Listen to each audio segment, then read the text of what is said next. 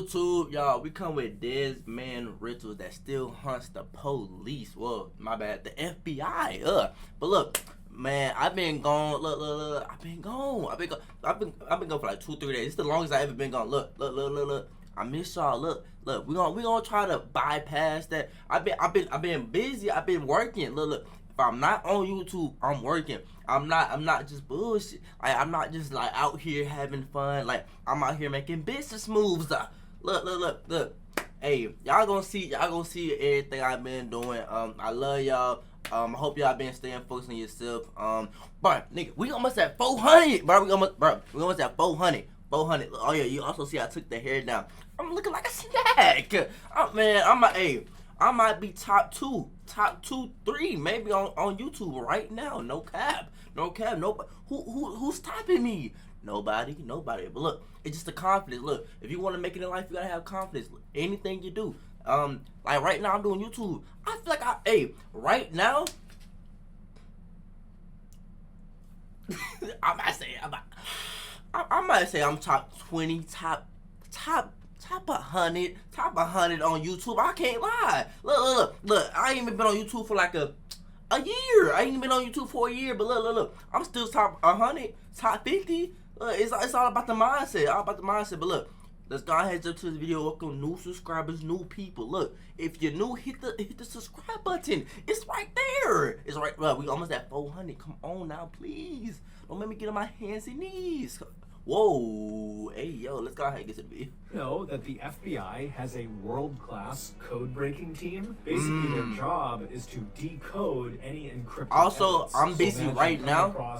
I got someone to be in like secret messages 30 minutes, inside of it. maybe. It's the job of these brainiacs on So the I'm gonna be decoding eating team my to go in there tart and figure out what those secret messages are. Now, this decoding team is incredibly good. But periodically, they do run into riddles, if you will, that are just way too difficult and they can't figure them out. And when this happens, they will often appeal to the public and say, hey, anyone out there, if you can solve this riddle, let us know. And so today's story will involve one of those types of impossible riddles. And if you stay till the end of the video, you'll actually see the mystifying evidence. And I'll show you where you need to go online to literally help the FBI solve this riddle. But before we get into that story, if you're a fan of the strange, dark, and mysterious delivered in story format, then you've come to the right place because that's all we do, and we upload once a week. So, if that's of interest to you, the next time the like button takes their full kitchen trash bag out to go out to the dumpster, immediately throw an open container of clam chowder into their empty can before they can come back and put a new bag in. Also, please subscribe to our channel and turn on all notifications so you don't miss any of our weekly uploads. Okay, let's get into today's story.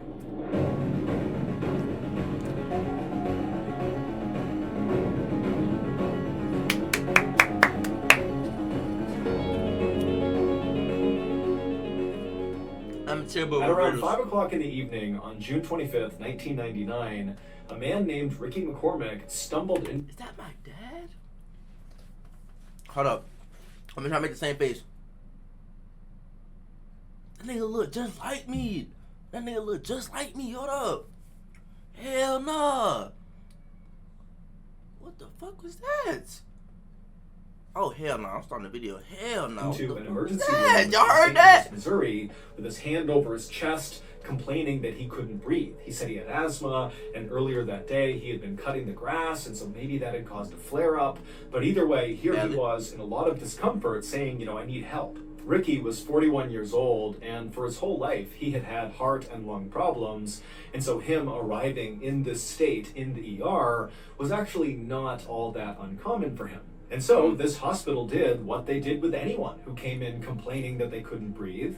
They immediately took Ricky to a back exam room and they hooked him up to all these monitors to make sure his heartbeat was steady and that his oxygen levels were high. And once Ricky was in the exam room getting hooked up, he started acting really agitated and he kept looking around the room like he was scared that someone was going to jump out at him. And he was also sweating profusely, and whenever he did speak, he spoke so quickly no one could really understand him. But despite Ricky's odd behavior, the heart monitor showed his heart was beating steadily, his oxygen levels were perfectly fine, and when the doctor came in and examined Ricky, even though he clearly saw that something was off about Ricky, there wasn't any sign that there was anything physically wrong. Is this with part of the Ricky. riddle? So the doctor and the nurses agreed that whatever was going on with Ricky had to be psychological. Yeah. And as it happened, Ricky did have a long history of psychological issues. He was known for making things up all the time, just telling people these crazy stories about himself, like how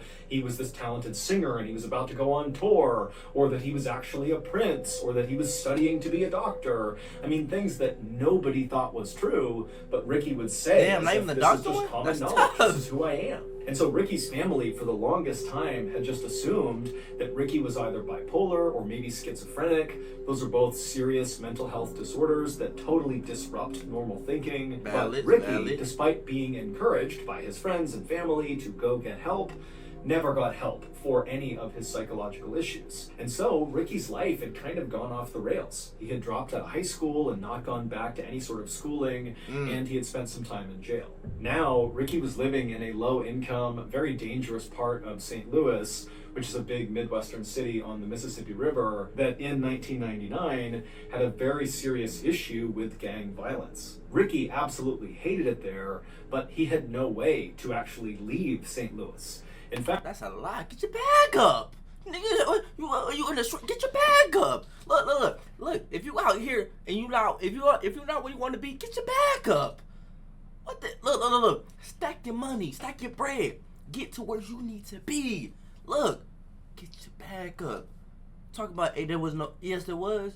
There's always a bag somewhere. Look, the bag on your phone, the bag on this computer right here, the bag on YouTube, man, the bag everywhere, man. But get your bag up. Don't ever say there's not an opportunity out there. The bag is literally everywhere. Everywhere you look.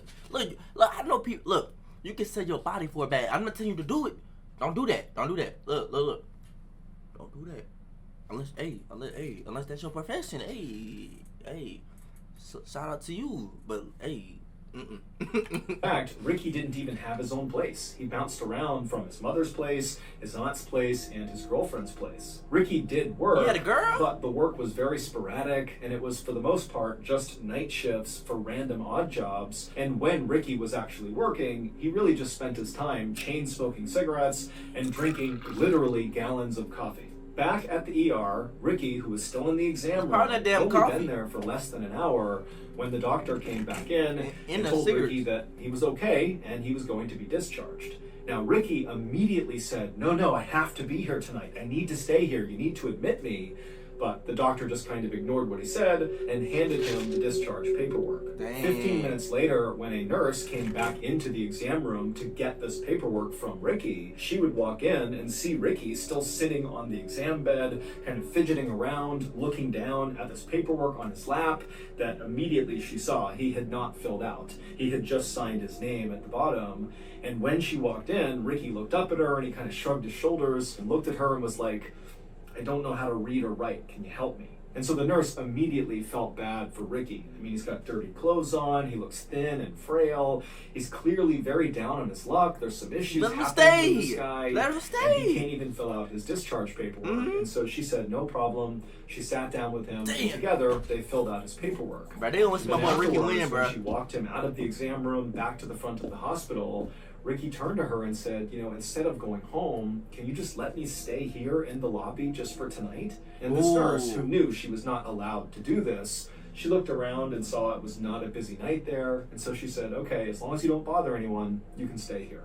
And so Ricky thanked her repeatedly and then walked over to the corner, kind of far away from the front desk and far away from the front door. And he sat down and folded his arms, and then he just stared at the front door.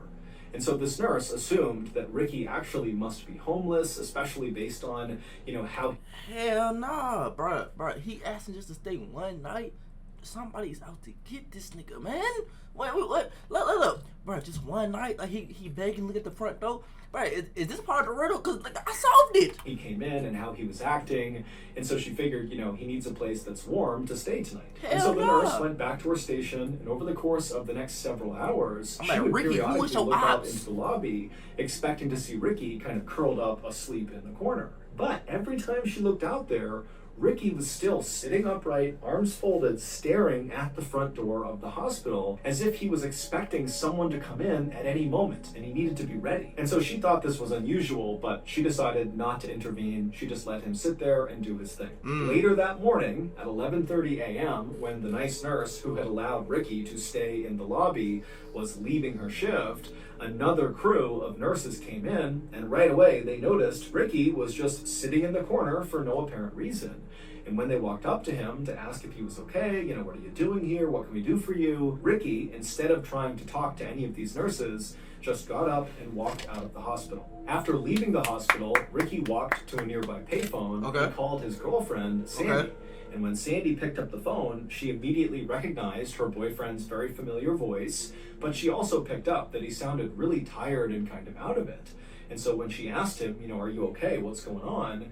Ricky would tell her that he had just spent the night in the hospital. But he didn't clarify that he had spent the night in the lobby of the hospital, not admitted as a patient in the hospital. But to Sandy, it really didn't matter because already this was raising red flags for her because this was actually the second time that Ricky had gone to the ER just that week. Just a few days earlier, Ricky had been released from a different hospital in St. Louis after telling doctors there that he had had these chest pains and he couldn't breathe. And Wait. Did that help? Wait, am I tripping?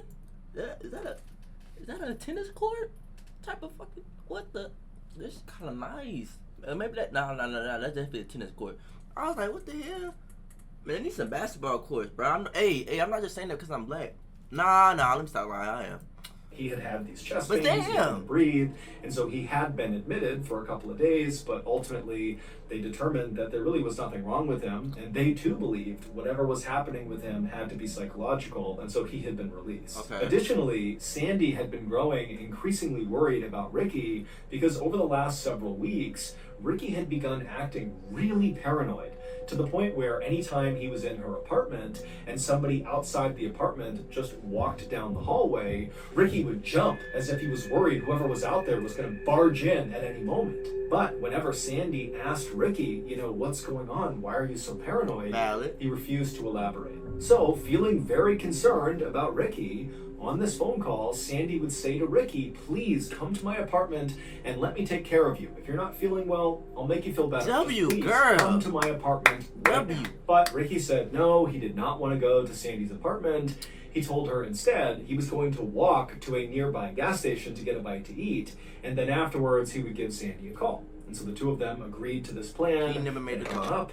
But then, Ricky did not call Sandy later. A worker at the gas station where Ricky said he was going would later tell authorities that Ricky did come into the gas station and he got a hot dog on that day, the 26th. And then the next day, this same worker said, yep, we saw Ricky again on the 27th. He came in here, he got a bite to eat, and then he left. But after that, nobody saw Ricky. Not his aunt, not his mom, not his girlfriend. He didn't show up in any other emergency rooms in Missouri. He just disappeared. On June 30th, so 3 days after Ricky was last seen at this gas station, a woman was driving her car 20 miles north of St. Louis on this highway when she looked out into this cornfield that butted up against the highway, and she saw kind of in the middle of it was this dark shape that looked totally out of place. And so she was intrigued enough that she actually pulled over on the road, she got out, and began walking in. Ain't no way this person black. Ain't no fucking way. Ain't no way. Because my eyes were black. What the fuck? I would have hit the gas so quick, man. What the talking about? Get out the car. Get out the. See, this is how you lose your life. Look. This is a prime example of what and what not to do. Why is you getting out? You don't even know if that's a person that's alive or dead. Am I gonna take the and then you know if somebody else is in there? I'm finna keep going. Look. It's none of my business. Hey, if God put it on my heart to get out there, I still wouldn't do it. Cause look, what am I finna do?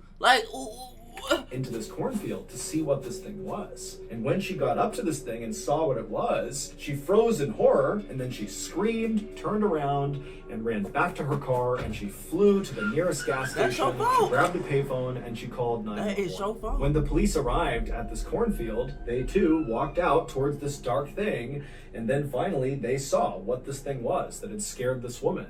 It was a dead person who was lying face down. Their body was very badly decomposed. And in fact, their body was just kind of falling apart. Like the fingers of this person's body had just kind of crumpled off of their hands. Nigga!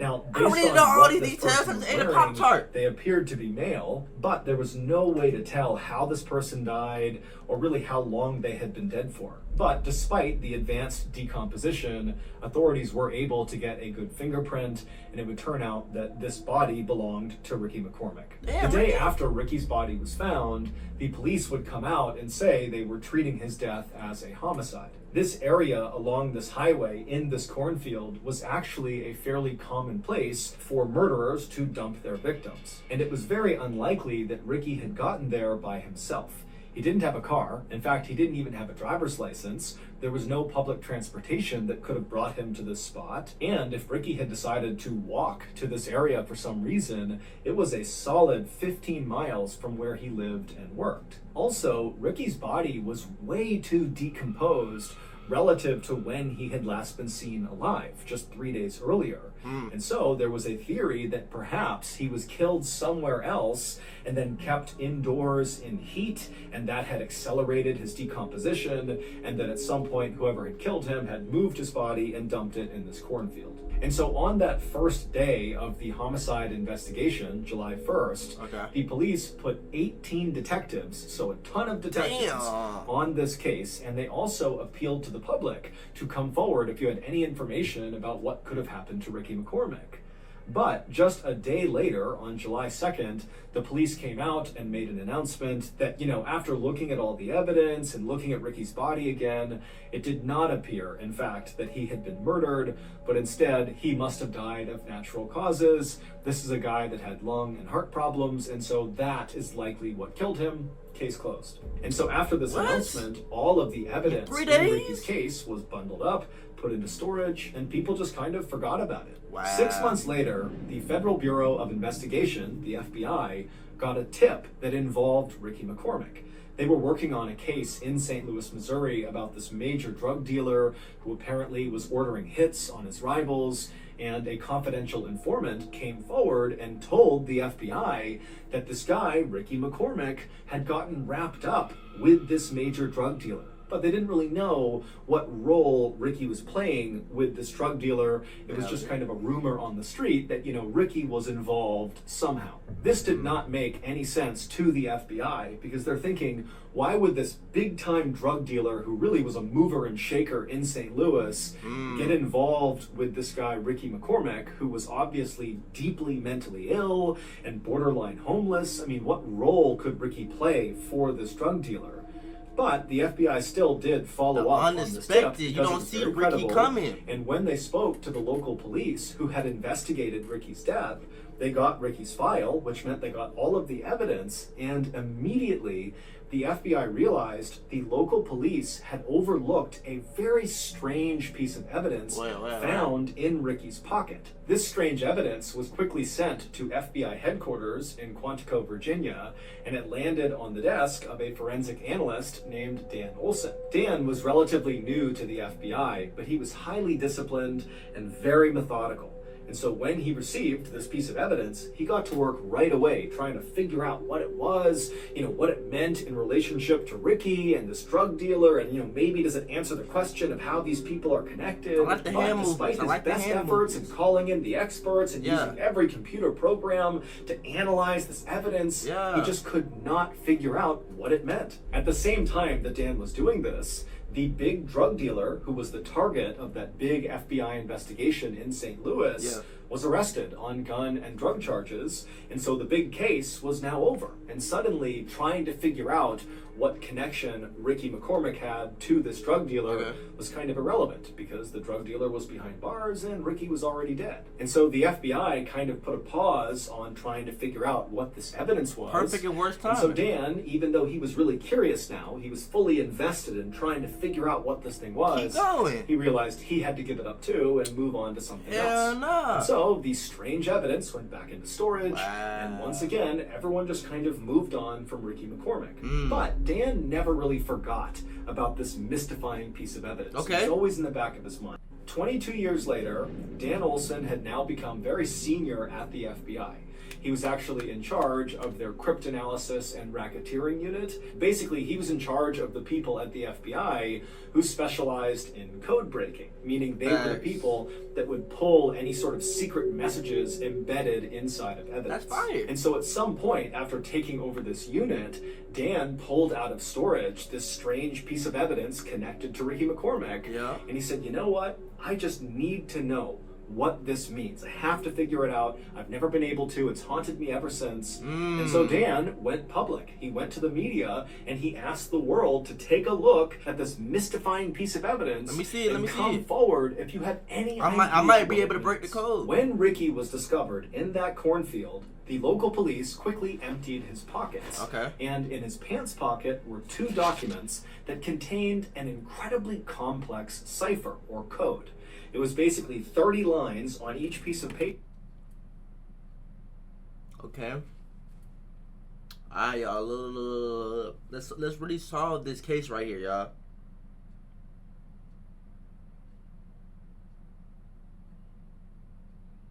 This is, man, what? This is a bunch of gibberish, man. I can't do this, man. I thought I had it at first, man. Yeah. Wait, hold on. What about? Nah. Paper with different symbols and letters and capital letters. I mean, What if it you looks do it- like total gibberish. what to if you the do it untrained backwards? eye.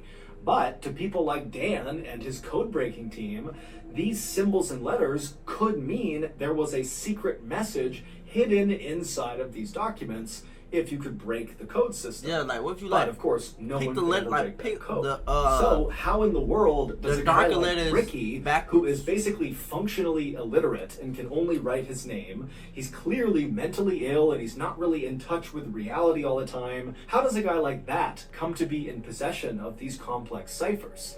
And if he didn't write these ciphers, because that's possible, maybe somebody else gave them to Ricky, well, why would anyone who came up with this very complex cipher entrust a guy like Ricky to be the one to carry these things around? I mean, ooh, it just makes sense. Ricky can read, so of course I'm gonna give the papers to Ricky. And 2, nobody's expecting Ricky to give. Like, come on now, just make sense. Come on now, we gotta use our heads. Come on. I mean, presumably, they contain confidential information that's been very carefully hidden inside of the cipher.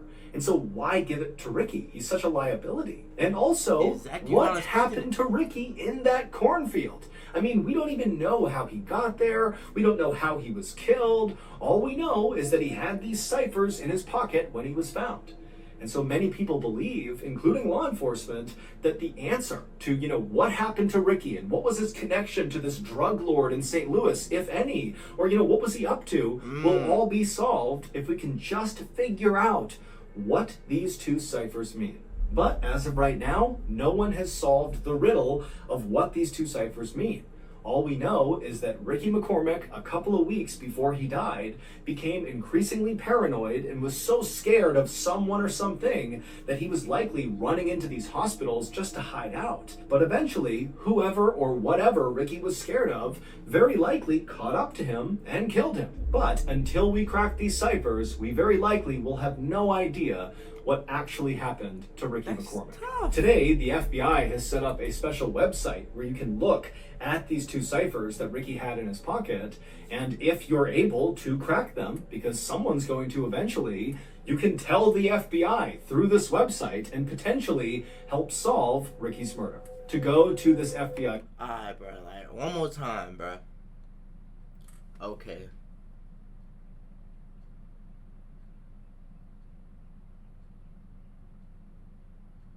Bro, like I feel like this shit.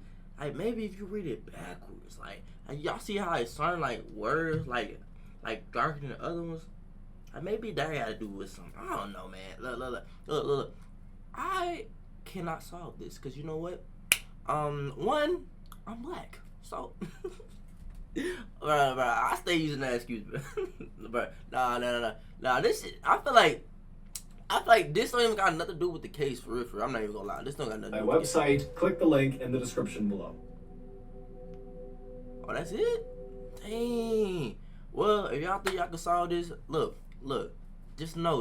If y'all solve one of this, Look, we splitting it. Look, I helped you. Look, my commentary on this, and I was trying to figure out different like work. I'm telling you, I promise you, if you solve it by like the little darker, look, we cutting the pay. There's no way you taking the whole pay. And look, Ricky, we doing this for you. Cause we also doing it for the bag. Look, the bag's everywhere. I'm just playing. Look. Nah, shout out to Ricky, bro. R.I.P. my boy Ricky, man. That's not my dad. Man, I just I hope however you pass, it was smooth. I hope you didn't have to suffer. We love you even though we don't know you. Yeah, you know, just get your rest. Get your rest. I thought this is a horrible outro and a horrible tribute to you. But look. It's not you, just my brain. This is how I think. How you doing? Yeah, I mean you dead. You know what? Anyway, I'll talk to y'all later. We out.